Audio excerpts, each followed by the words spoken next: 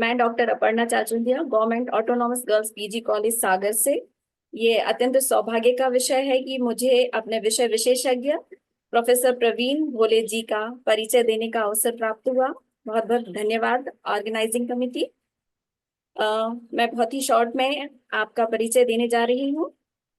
आपने आपके बारे में जो प्रोफाइल मुझे प्राप्त हुआ है, theatre director and acting pedagogy, currently working as professor and head at Lalit Kala Kendra, Gurukul, Savitribai Phule Pune University. Honorary Director of the Center for Indian Folk Performing Arts Studies, Research and Welfare, Savitribai Phule Pune University. Completed graduate and postgraduate studies in theatre from Lalit Kala Kendra, awarded a doctorate in acting styles. Recipient of the M.G. Rangekar Award for Theatre Direction and the prestigious Vinod Doshi Fellowship for contribution to experimental theatre. Also honored with the PULA Purushottam Lal Deshpande Award and the Natya Gaurav Award. Plays directed by him have been staged in several national and international theatre festivals. Notable productions include Vedya Kavita, Sita Swayamvar, Tartuffe, Akhyan Damyanti, Bakhar, Ringan, Seagull, Lekha Jokha, among theatre. Conducted acting workshop across India and abroad. Presented research papers at numerous national and international conferences. Extensively written on acting techniques and theatre history. Acted in Marathi films such as Tuhya Dharma Koncha, Dharmavir Part 1 and 2, as well as in short films and web series. Welcome, sir. Thank you. So I welcome you all in this session. The topic I have chosen to speak about is Abhinaya in Indian folk theatre and theatre anthropology. So shall we begin?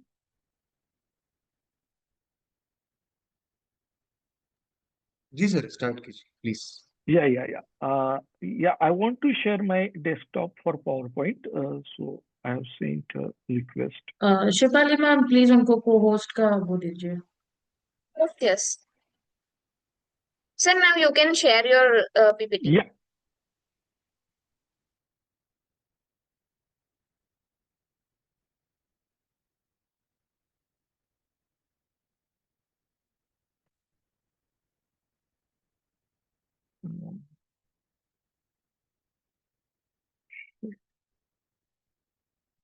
Okay, can you see it?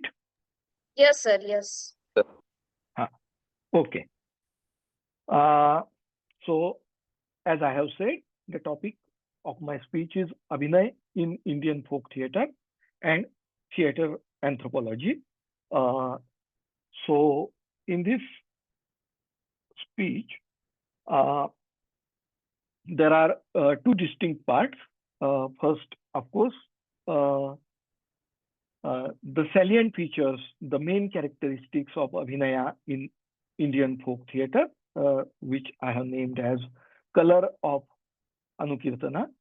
And second part will be principles of theatre anthropology and how we can see those principles of theatre anthropology in the acting of Indian folk theatre. And of course, why we are looking at the Abhinaya in Indian folk theatre through the lenses of principle of theatre anthropology, which will be my concluding part. So let us begin with the characteristics of acting in Indian folk theatre.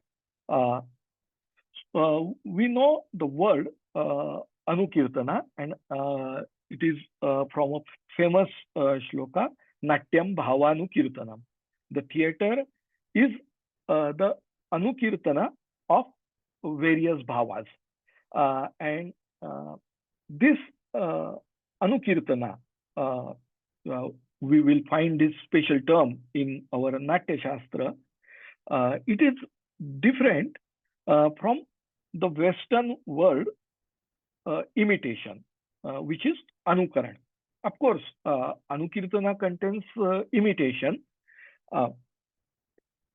but while imitating actions or utterances or emotions, their meaning must also be activated. Therefore, more importance is given to the suggestion, which is Vyanjana.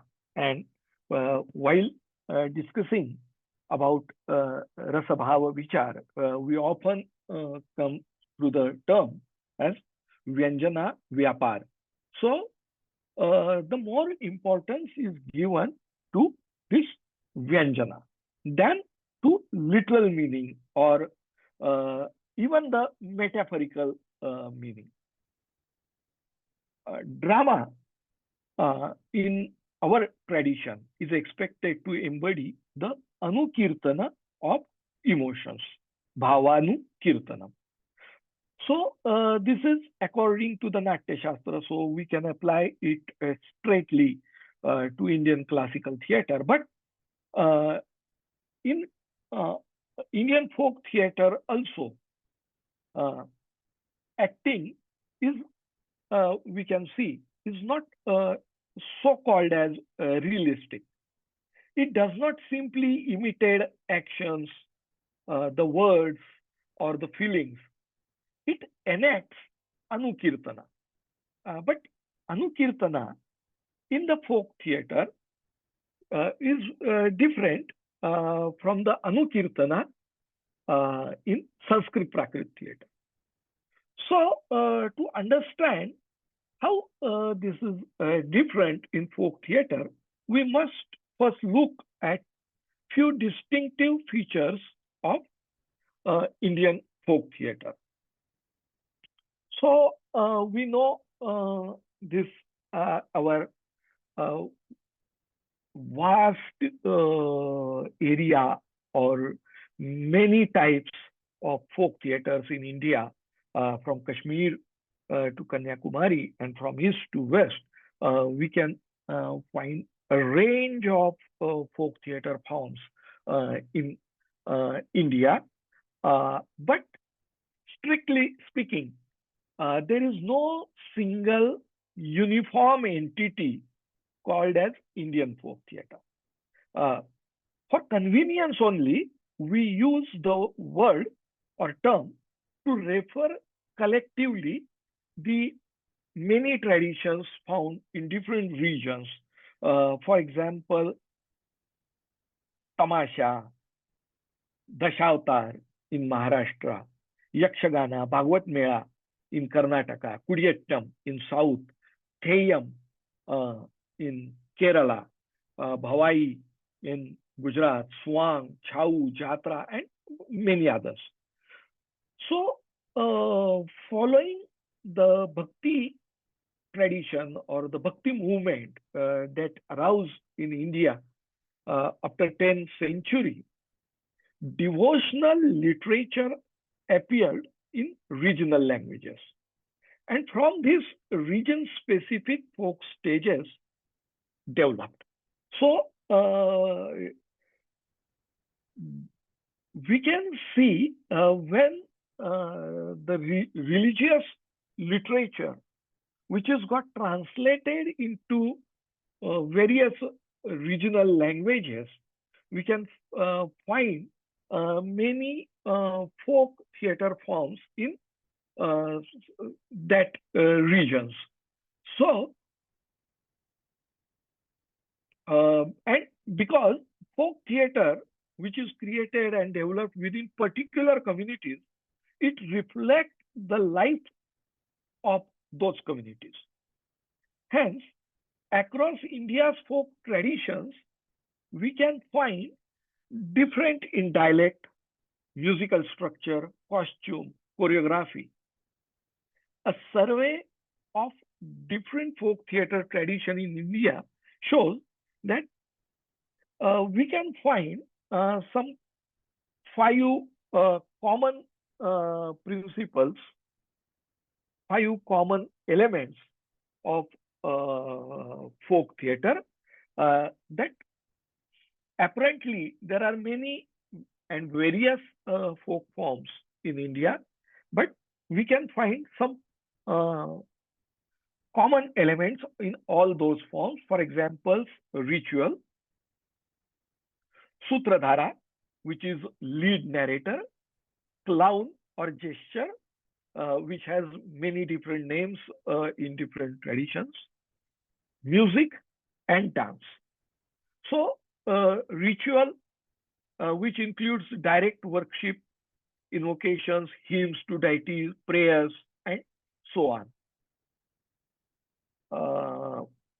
While considering Sutradhara, we can find different traditions, and they have different names for main performer. For example, in Yakshagana, it is called as Bhagavatar. In Therukuttu, it is called as Katti Akkaran. Tamasha, it is Sardar. Through prose, verse, song, interaction with companions, questions and answers exchange. So these Sutradhara, these lead character, lead narrator, who tells the story to the audience. And while considering the gesture or clown, it is Songadia in Tamasha, Sankasur in Dashavatar, Ranglo in Bhavai, Hanuman Nayak in Yakshagana, Komali in Therukuttu. These are all forms of clowns that we can find in different forms of folk theater in India. Along with producing laughter, they comment satirically on contemporary event. And in almost folk forms in India, we can find plenty of music and dance. So these were the elements of the elements of theater which we can find in various forms of folk theater in India. Now we can see the principles of acting in Indian folk theater. I said that we can find a range of theater forms in India, but they have some common elements. Likewise, I will say we can find many different theater forms in India, but we can find some common principles in acting in folk theater of India. Some of them are written in front of you. For example, narration. Most folk traditions are narrative in nature, and while narrating the story or making storytelling, different voices to communicate more effectively. Also, we can say these are the companions of narration. The actor narrates make or her narration effective. They use humor, music, costume, pictures, sometimes puppets.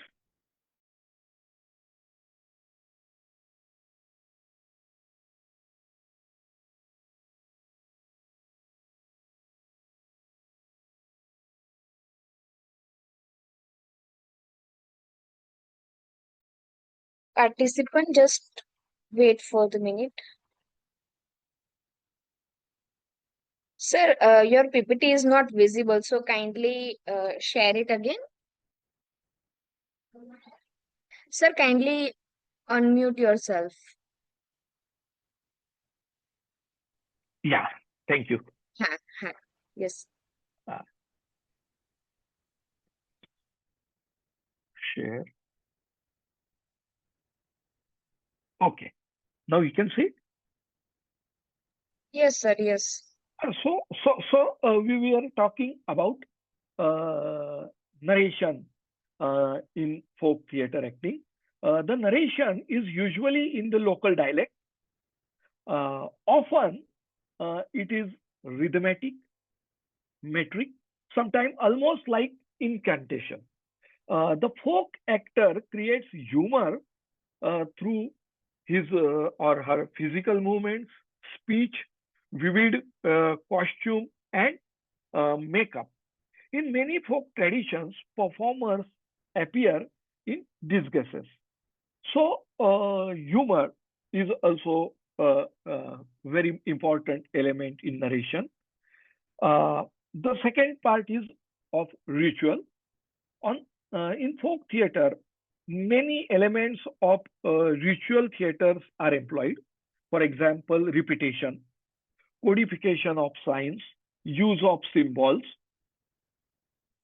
Then exaggeration is a very important feature of folk theater, and this exaggeration can be made through speech, through movement, actions, many times in comic ways. Rhythm is, I think, a very integral part of any acting of folk theater. Uh, in music, dance, in movement, in their speaking, dialogues, or even in narration through rhyme and alliteration, rhythm is felt to the audience. Perhaps the most important feature of folk theater is spontaneity. And almost no folk forms have fixed written scripts. Songs or poetic sections may be set, but prose narration and dialogues are spontaneous. Often local events are commented upon improvisationally. Just as in speech, certain actions, gestures, and habits, uh, they are presented spontaneously in the action. We can find a difference in urban theater and folk theater. Many differences are there. For example, in urban theater, most plays have written text. They are performed in standard language, and they are usually in prose. Uh, Productions are staged in enclosed theater buildings, mostly on proscenium kind of stages. Scenery, lighting, recorded music are considered carefully. Formal rehearsals are held to structure a tightly organized performance. In contrast, most of the folk forms, they have no written script. They are performed in dialect. They include music, mostly live music, dance. Performances usually take place in open spaces. In folk theater, acting is most important theatrical element. In some form, costume and makeup, uh, they appeared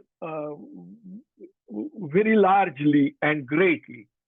There are most of the time no formal rehearsals. Emphasis is on spontaneity. So, from the Bhand Pather of Kashmir to the Therukuttu in Tamil Nadu, or from Khayal in Rajasthan to Ojapalli and Lai Haroba in northeast area, uh, though there is a remarkable diversity, certain shared features of acting can be found across this tradition.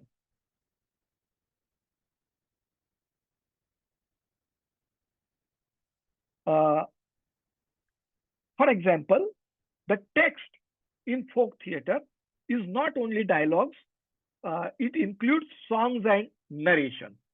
Thus, in addition to speaking the lines of character, the folk actor sings songs, gives narrations. The actor keeps shifting between character and narrator. So, enacting character is one part, and neutral narration is another part, and the performer is continuously shifting between those two positions.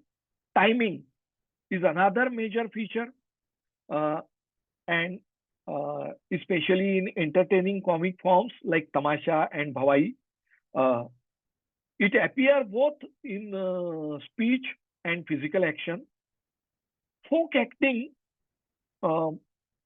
displays majority of physicality. We can observe this physicality through dance, through footwork, dance-like movement. Rhythm and spontaneity are important. So, the Indian folk performer who at a time presents character, narrates the story, sings, dances, jokes, put various roles. So, in a way, we can call him or her as a total performer. So, the actor in Indian folk theater is a total performer. Now, after considering the salient features, the main characteristics of acting in Indian folk theater, now we will talk about theater anthropology. Theater anthropology is the term coined by a Danish theater director, Eugenio Barba. Eugenio Barba, he is a theater director and theater scholar, now based in Denmark, but born in Italy in 1936. Then he traveled to Norway, then Poland and Norway again, and then settled from last 60 years in Denmark, in a small town called as Holstebro. So Eugenio Barba, who was tired of traditional ways of life and closed social order in Italy, at the age of 17 in 1954, he left Italy and went to Norway to work. From 1961 to 1963, he studied theater direction in Poland with a very famous and well-known theater philosopher, Jerzy Grotowski, who has coined the term as theater of no, not theater of cruelty, which is Arthos. I will tell you. Then he returned to Norway in 1964, and taking rejected actors who had not been admitted to Norway's National Theatre School. So with those rejected actors, he founded theatre group called as Odeon Theatre. In 1966, he moved along with his group to the town of Holstebro in Denmark. As he has made his apprenticeship with Jerzy Grotowski, he decided that the central focus of his company would be, like his mentor, his guru, actor training. But because the new company, which could not afford to bring in an outside trainer, all the actors began to teach one another whatever skills they already know. out of this grew gradually a method of self-training to find out why and when two actors perform the same action, spectators' attention stick to one of them and not the other. For example, if we are seated in audience and watching a group choreography, we often observe that we are following only one dancer out of all those 8 or 10 dancers. So why this happened? After thinking, Barba began to study performance traditions all over the world, and from this emerged in 1979 the International School of Theatre Anthropology, ISTA, ISTA, International School of Theatre Anthropology. So ISTA is not, although it contains the name school, which is not a proper school, which is not a school like others with specific students, fixed faculty, or classroom. It is a conceptual space. Performer from different traditions worldwide, together with experts from theater, anatomy, anthropology, neuroscience, and other fields, and some actors meet from time to time. The performers simply show what they knew without offering explanation. Actor researchers observe closely, take notes. Later, those notes are analyzed. So, and from these notes, from these observations, the theater anthropology or the principles of theater anthropology has emerged. Theater anthropology is very important for various reasons. First, it brings together research from many different fields under one umbrella. Like I have said, they study simultaneously different theater traditions, anatomy and physiology, anthropology, neuroscience, sociology, political science. So it brings different fields under one umbrella rather than a purely ethnographic study of theater. It considers the human relationships that occur on stage. So the name suggests theater anthropology. Theater is theater or stage. Anthrop is a human being, and logy is a study. So theater anthropology is the study of human on stage. So it's a study of performer. So the theater anthropology study the human relationships between or amongst the actors who are present on the stage. Generally, Barba sought to cut through the aura of mystery that surrounds artistic creation. So, whenever we listen to the interview of great maestros, and when an interviewer asks how you created this, how you come to this idea, and this is no, we don't know it. Something happened and it just pops out. So the act of acting, the act of creation of acting, is often surrounded with the mystery. And in theater anthropology, Eugenio Barba tries to cut out this aura of mystery, especially the creation of acting, and to construct the independent science of acting. So he wants to construct a science of acting. So Like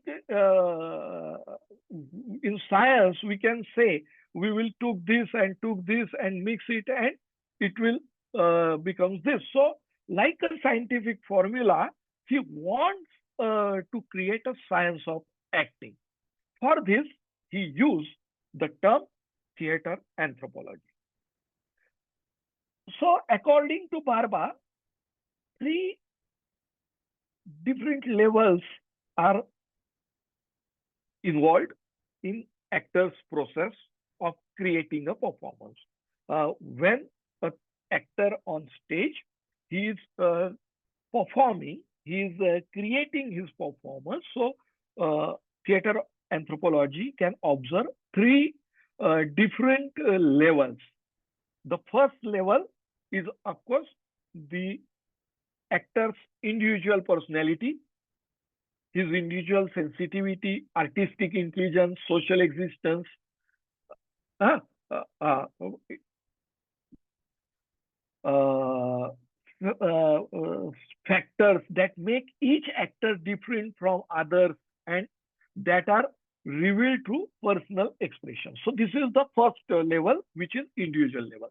The second level, which comprises the traditions of society in which the actor lives or theater around her or him, which the actor watches and performs. These traditions certainly affect the manifestation of the actor's work. So you see a socio-cultural ambience around him and adopt this ambience and perform in his performance. The third level, that is of extra daily actions. Now, we came to the very different word, which is called as extra daily. We know the word daily, but what is extra daily? The actions human beings perform in their life can be divided into two broad categories. One is daily actions, and another is extra daily actions. The actions we perform in our everyday life with specific purpose to accomplish something. They are daily actions. For example, drinking the water, writing something, or doing something, walking, holding something in our hand. So these are our daily actions. They have specific purposes. And those actions that we do not ordinarily present, but that we can do only on stage. These actions without a direct material goal can be called as extra daily actions. A very famous example of any kind of miming. For example, when in our home, house, or in a restaurant, we drink water, we drink tea with actual cups and saucers, with actual glasses. But on stage, if an actor just mimics those actions without glass or without cup and saucer, the audience do not have any obligations. The audience do not have any reservations about this. They easily accept this action. But if a person is doing those actions without stage, in other words except stage, they will not accept those. So some actions we do in our daily life, but some actions which are reserved only for stage. So these actions are called as extra daily actions. They are performed, they are made to be performed only on stage. The interesting thing is that through the customs and lifestyles of different cultures vary the extra daily actions performed on stage across the world.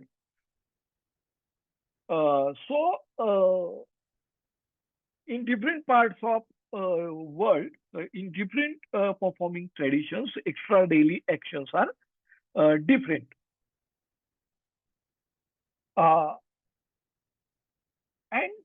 But those extra daily actions are different. They rest on certain common principles, and these principles keep repeating. These common principles, they are we can see in various different kind of performing.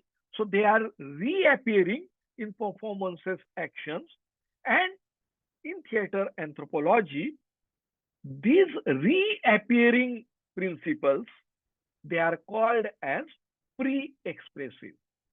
Something before expression, something prevalent, something existed there in performer before the actual performance can start.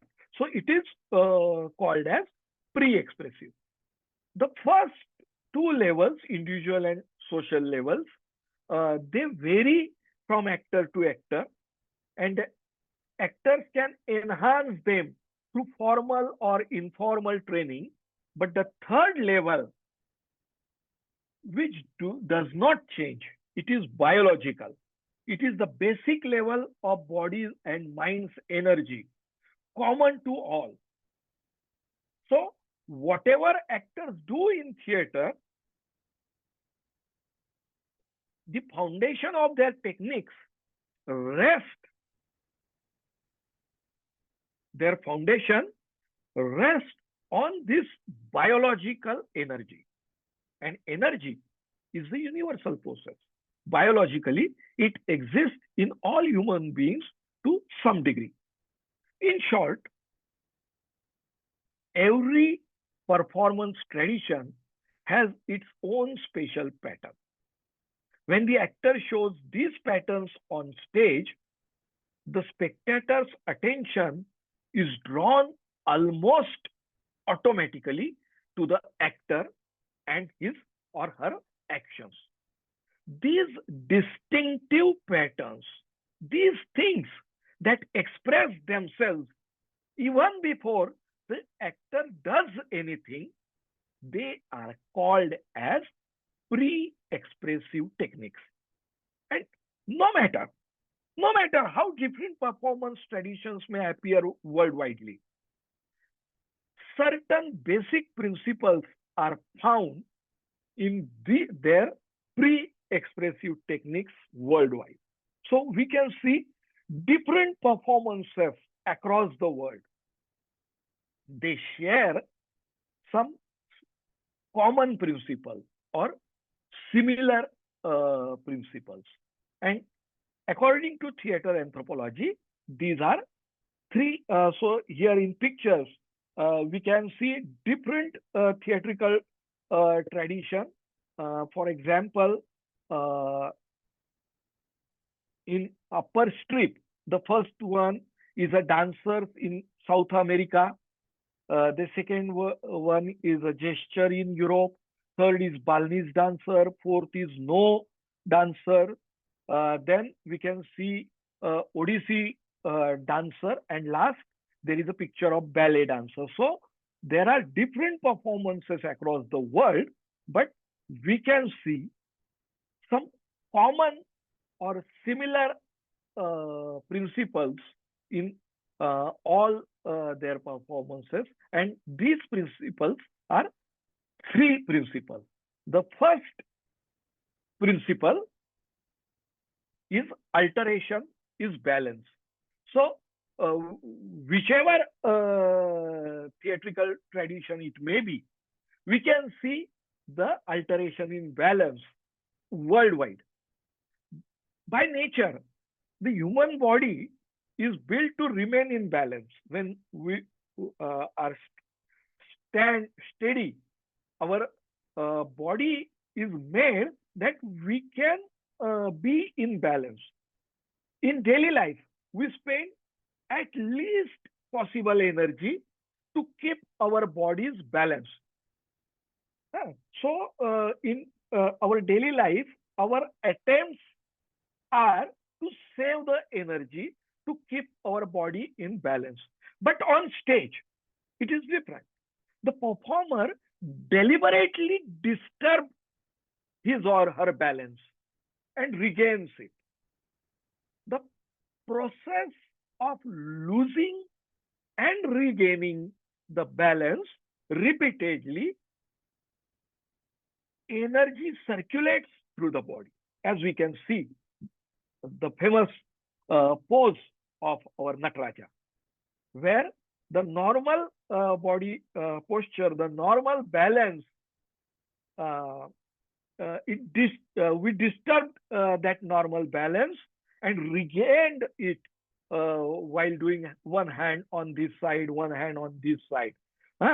So, by doing this, energy circulates through the body, which produces highly attractive movements and which holds spectators' gaze on stage body and does on the actor.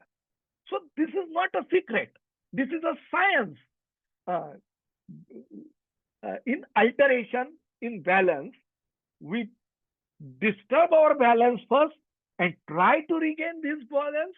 Energy produces, which energy attracts the gaze of audience, and which is called as pre-expressive also. So whether in ancient dances of Africa, in Indian classical dance like Kathak or Bharatanatyam, in European ballet, or in street acrobats who perform tricks, the principle everywhere is visible. The second principle is law of opposition. This is very simple.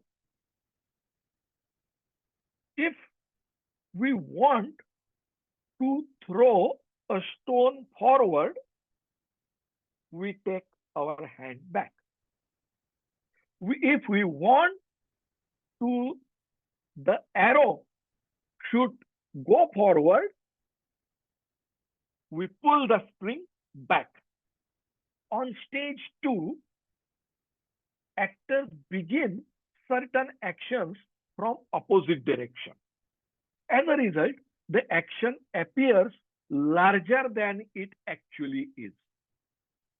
More important, because our bodies naturally try to remain balanced, in order not to fall, we must always seek a counterbalance. If the body's weight shifts forward, the body automatically puts the foot to maintain balance. Even while moving, the body must resist to remain upright. From that resistance, energy is generated, and the spectator wants to go on watching this action. The third principle in theater anthropology is consistent inconsistent,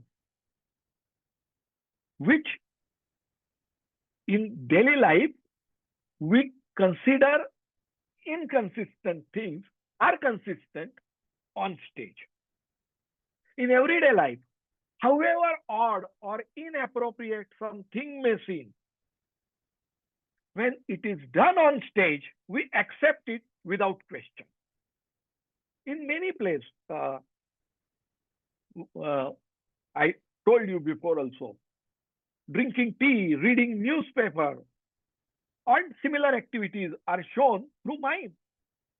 The audience finds nothing strange in this and accepts the actions as if they are real.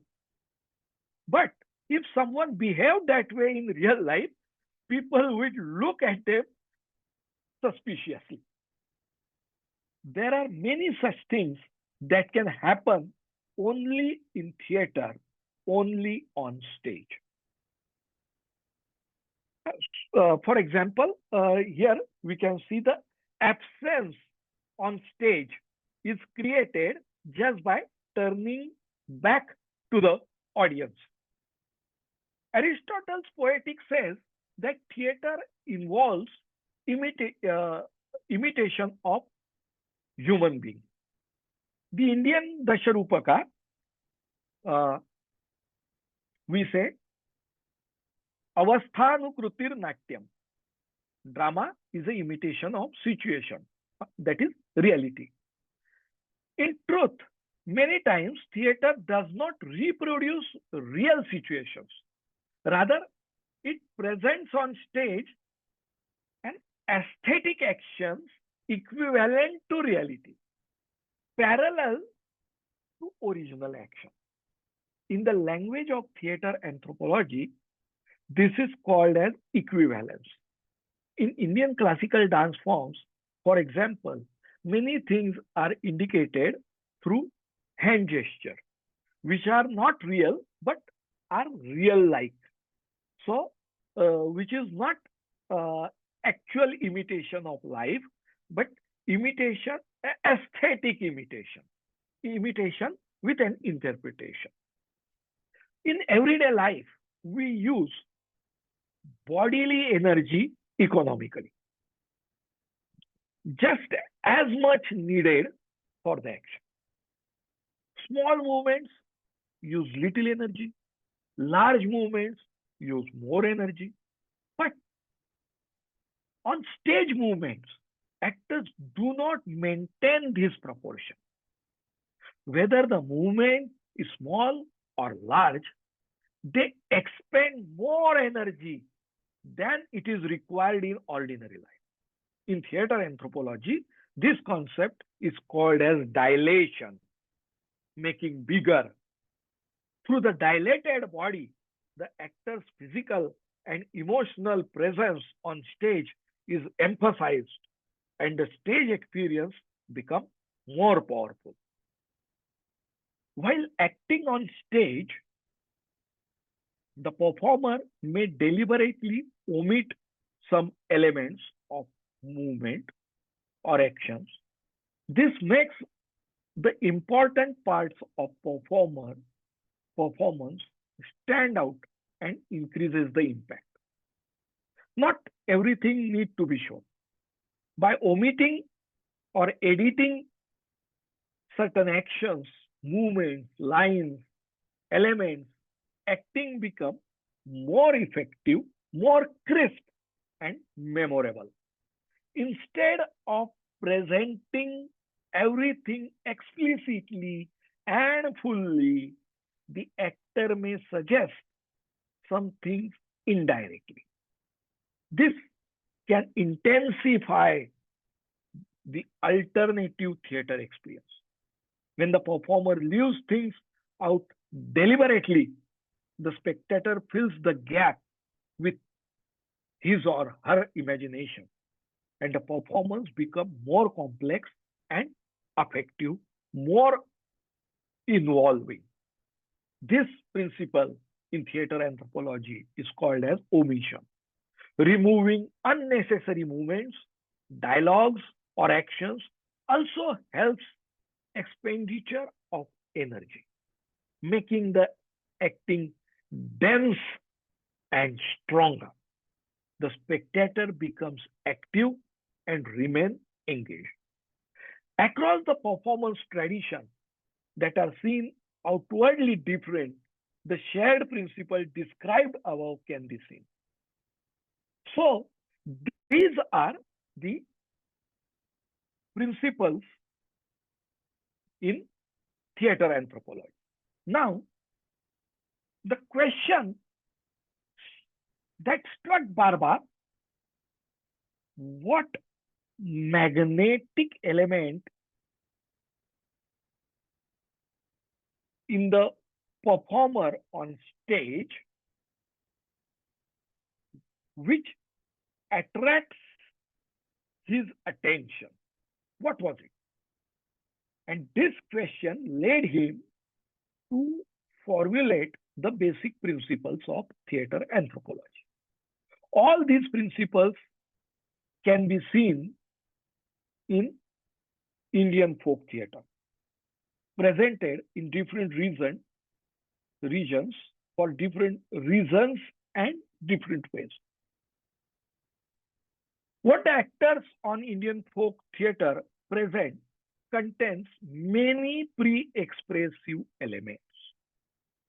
Unlike urban art,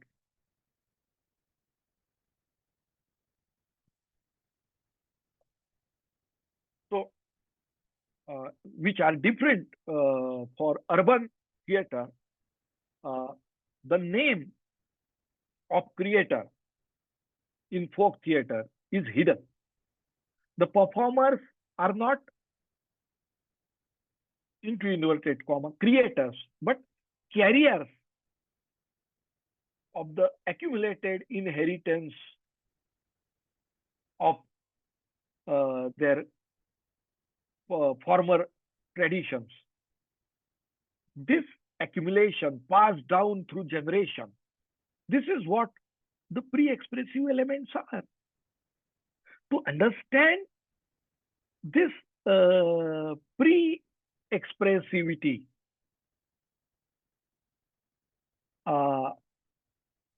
we took one example. In 80s and 90s also, audio cassettes were popular to listen to the music. Those audio cassettes were available in two ways.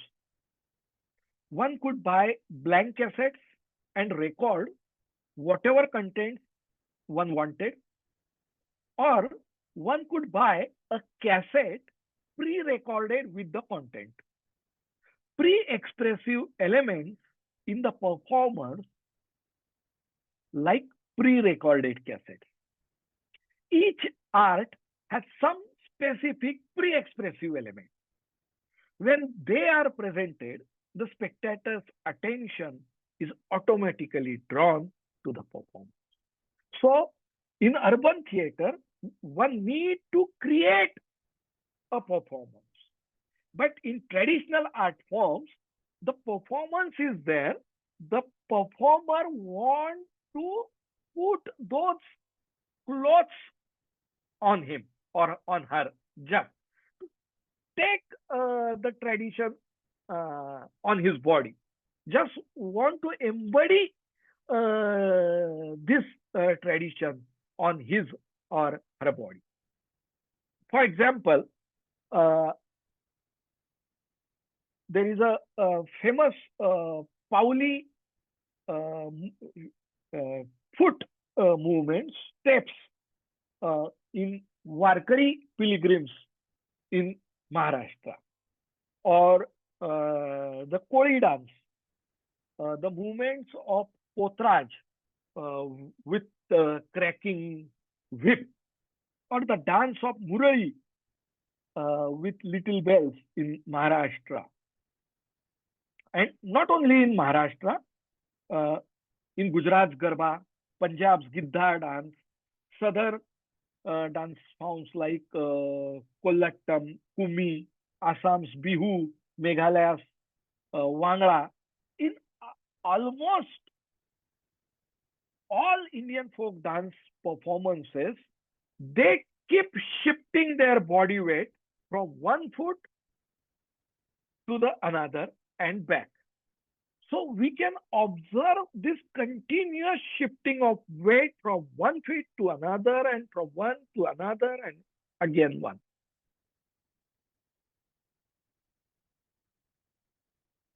So which when we observe these postures and movements closely, we see the performer lifts his right foot, deliberately disturbing the balance of body that was initially stable, but now he has disturbed it. Then uh, he, the weight moves right and the performer places the right foot down, then he lifts the left foot to disturb balance again. The same sequence now happens in reverse because the center of gravity, which keeps shifting, kinetic energy is generated in body. That energy pulls the spectator's gaze. Indian folk traditions have developed many pre-expressive techniques that play with bodily balance in this way. The normal distance between feet that is required to stand steady is either reduced or increased. Sometimes the left foot is placed on right and the right to the left. Instead of putting the whole sole on ground, performer may use only the heels or only the toes.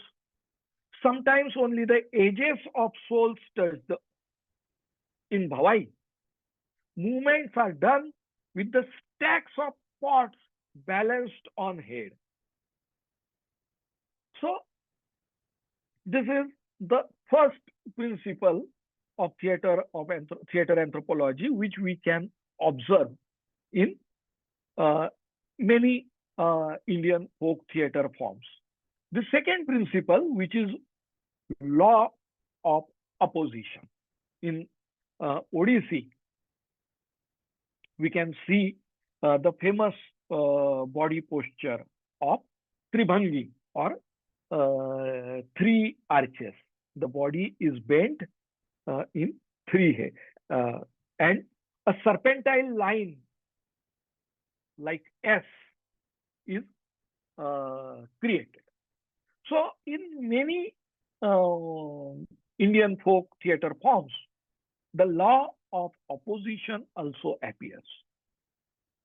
To come forward, one must move little back, and the body faces one way while the gaze turns other. The drumbeat grows gradually softer and then suddenly louder. A slight pause is placed in Dingta syllabus of Dholki. So these are all the examples of law of opposition. In many folk dances, the waist tilts one way, the torso the other, and the head returns to the first side. And the body assumes a serpentine shape, like here we can see in the body of a Waghya performer in Jagran, a folk form from Maharashtra. By creating internal points of contradiction and then generating counter forces to withstand them, energy is transmitted through the body and the postures or movements become attractive. The third principle is consistent inconsistency. Theater anthropology appear on Indian folk theater in a large way. The round or fairy in Tamasha is a striking example. With a small circular movement, the entire space changes and the spectator accepts it as a truth. This can happen only in Tamasha or only in folk theater. There was a very famous Gondhali performer, Raja Bhau Kadam, in Maharashtra, who used to perform Gondhal. He creates multiple property just out of from the fold of his angarkha, a big tunic, and using this tunic in multiple ways, he creates many properties which can be used in his performance. The another example is of Tijanbai. when she performs Pandwani, the smaller instrument in her hand can become bow and arrow, spear, mace, flute, a message roll, anything. In Vaganatya of Maharashtra, the king's court throne may be nothing more than an old tin or nowadays a plastic chair. Yet the audience unhesitedly accepts it as a throne, which is not throne, which is a common, very common chair, but for audience, which is a royal throne. In Bhavai, a metal plate held before the face is accepted as mask. In addition, in many performance traditions, men playing women's role, women playing men's role, turning one's back to the spectator on stage, creating that the actor or performer is not present there, breaking into song mid-speech, giving melody to the single word in line, speaking in rhythm, alternative speech, striking important words with instrumental accompaniments like dikchang, repeating last word or for many times a full line for 3 times, wildly painted faces like in Kathakali or Thayyam. Through all such devices, the principle of inconsistent consistency is underlined. Here in picture, we can see the pots and water, there are not there. They are omitted, but the positions remains intact. To create the effect of pot and water. So this is the principle of omission. This is the principle of inconsistent consistency, which we can observe in almost all forms in Indian folk theatre. In Indian folk theatre, actions from the real life are not produced exactly. Instead, only their suggestion is created, or it is indicated that we are doing this. In Yakshagana or the Shautar, even in a fierce battle scenes, the opponent's swords do not actually touch. They have a gap between their swords. In Kathakali, lovers embrace each other, but do not touch their body. They stand a foot apart. In Ramlila, a small horizontal stick with another stick attached to it becomes bow and arrow. The principle of equivalence in theatre anthropology appears in this way in Indian folk forms.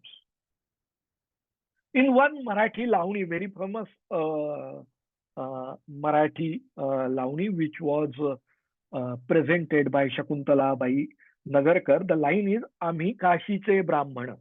And she sings it repeatedly. Amhi Kashiche Brahmana, Amhi Kashiche Brahmana. And while singing the line again and again,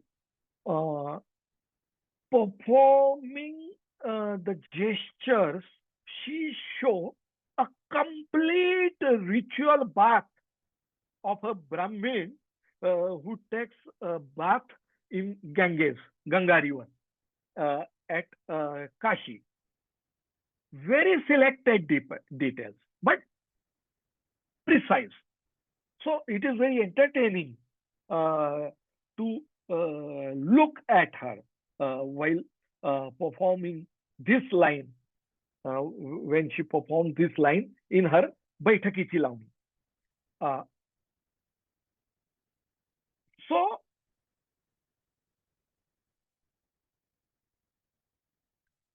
there is a difference between merely live body and a stage body charged with consciousness. The aware, energized stage body enlarge the performer's presence and the spectator's experience.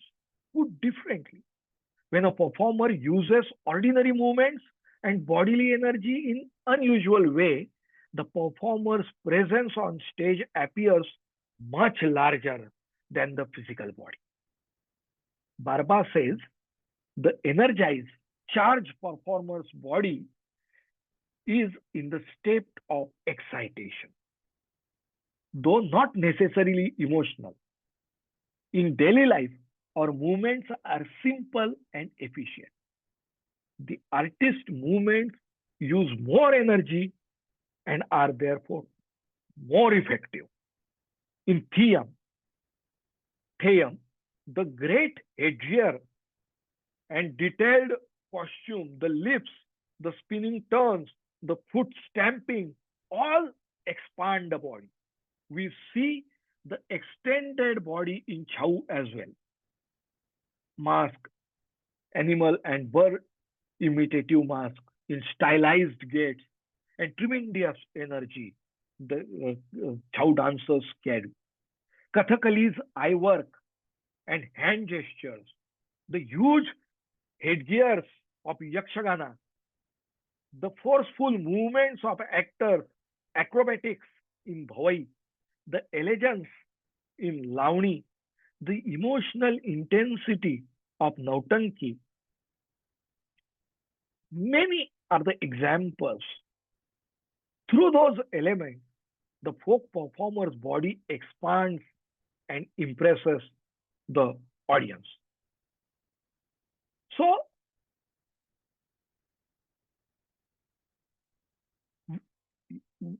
in this way, we can see these principles of theater anthropology, which are there in Indian folk form.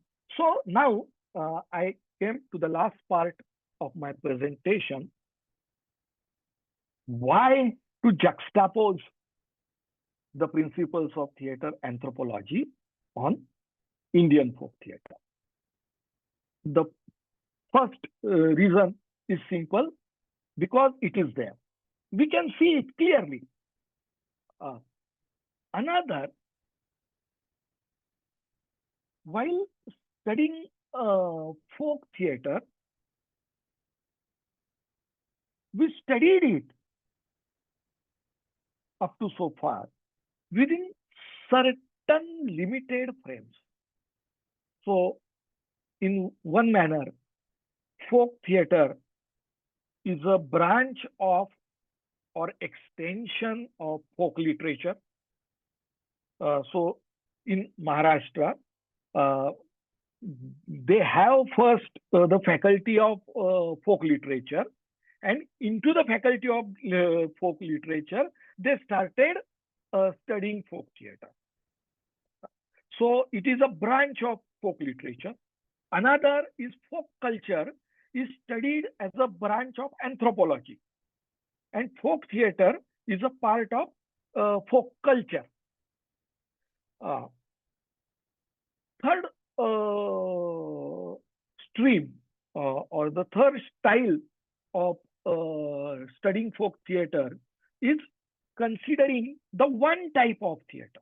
So the major study is of a theater proper, and they have many types of theater, and one of them is folk theater. So the existence of folk theater is highlighted only by making differences with urban theater.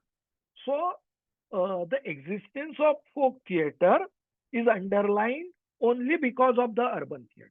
So all, and they not study folk theater independently.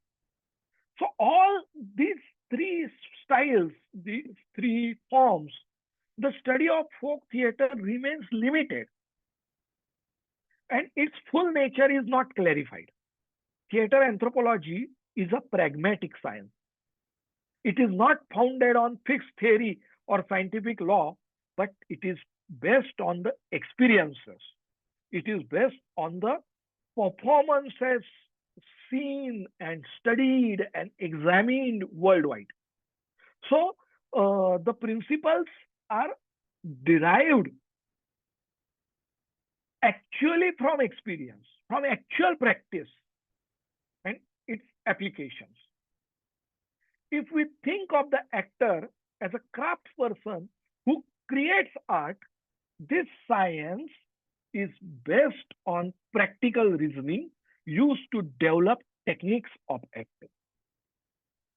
If we study Indian folk theater from the perspective of theater anthropology, we can gain new insight into technical skills within folk traditions. We can study actor training, movement, and use of energy on folk stage. Looking at folk theater from different angles may reveal aspects which are remain unnoticed till now. Because theater anthropology is intercultural, Indian folk arts can be considered in a global context and linked to the world tradition. Using this perspective, we can document the technical and cultural features of folk theater. Especially, it is very important for the forms which are endangered, which are on the edges of vanishing due to the modernization or due to any other socio-political problems. So these concepts may inspire modern theater actors to learn. So these principles, when we study these principles from the eyes of theater anthropology, which also motivate the modern theater actors to learn Indian folk forms, to get new experiments. And we don't know whether new research pathways can come also. So that's all, my friend. This was my topic, and here for next 15 minutes, I take a break for discussions if you have any questions regarding this. Thank you. Thank you very much.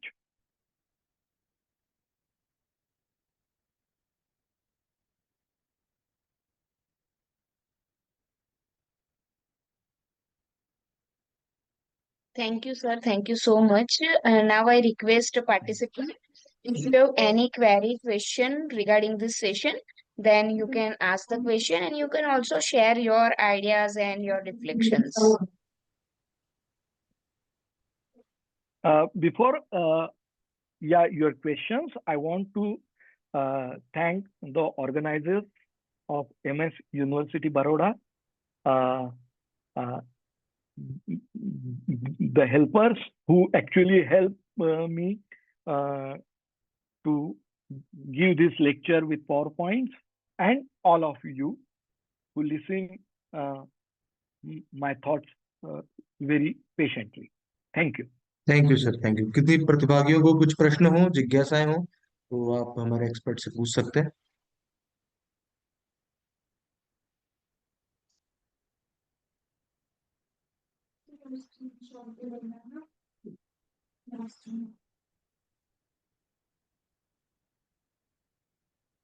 प्रश्न है आप लोगों के?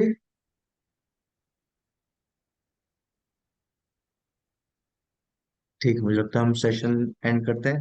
अपर्णा जी, आप please sir का things of notes पढ़िए। Thank you so much, sir, for this informative speech. Theatre के लिए तो ये बहुत ही थिएटर के लोग बहुत ज्यादा समझते होंगे, पर जैसे बाकी लोग हैं उनके लिए बहुत कुछ नई जानकारी आज इस आपके व्याख्यान में मिली। आपने अनुकीर्तना को एक्सप्लेन किया कि ये इमिटेशन होता है, लेकिन सिर्फ इमिटेशन नहीं होता है, विद एक्सप्रेशन होता है। फोक थिएटर के बारे में आपने बहुत ही अच्छी जानकारी हम लोगों को दी और डिफरेंस भी बताया कि क्या डिफरेंस होते हैं, बेसिक डिफरेंस अर्बन थिएटर और फोक थिएटर में। आपने इंडियन फोक थिएटर के ये एलिमेंट्स भी बताए, जो 5 रिचुअल, सूत्रधार, clone, music, dance. Thank you sir. और आपने जो कुछ नई चीजें भी हम लोग को इस स्पीच में बताई है, जो शायद मैंने भी पहली बार सुनी थी, जैसे एक्स्ट्रा डेली का जो आपने बताया था कि जो सिर्फ मंच पर ही होता है, मतलब जो रूटीन में तो होता है, लेकिन जैसे बिना प्रॉप्स का जो हम लोग यूज बोलते हैं कि प्रॉप्स यूज करना है, जहां तक मैं समझ रही हूँ शायद ये वही है कि बिना कोई वस्तु को उठाए या दिखाए और उसको अपने अभिनय के माध्यम से प्रदर्शित करना, तो शायद वही। जी हाँ। जी। तो जितना मैं समझी हूँ तो वो आपने बहुत ही अच्छे से एक्सप्लेन किया, और मैं सभी की तरफ से आपको बहुत बहुत धन्यवाद प्रस्तुत करती हूँ। बाकी ये जो आपने पॉइंट्स लिखवाए हैं डिटेल में पढ़ने के बहुत हैं, मैं दोबारा से इनको बहुत अच्छे से रीड करूंगी और समझने की कोशिश करूंगी। सभी की ओर से आपको बहुत बहुत So धन्यवाद। nice of you. Yeah.